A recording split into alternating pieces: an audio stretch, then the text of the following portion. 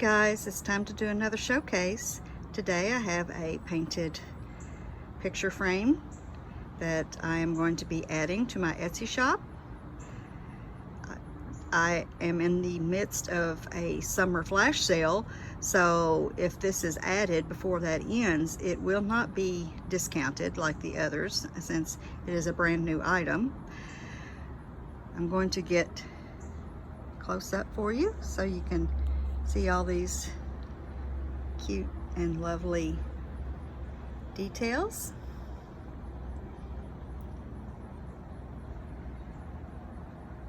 I'd appreciate if you shared this video with your friends and family.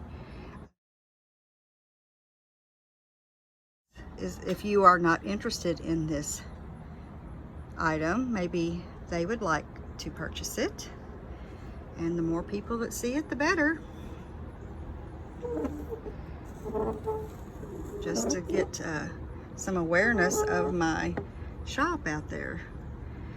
And this is how I am displaying it, with a little peg that fits into the hole here.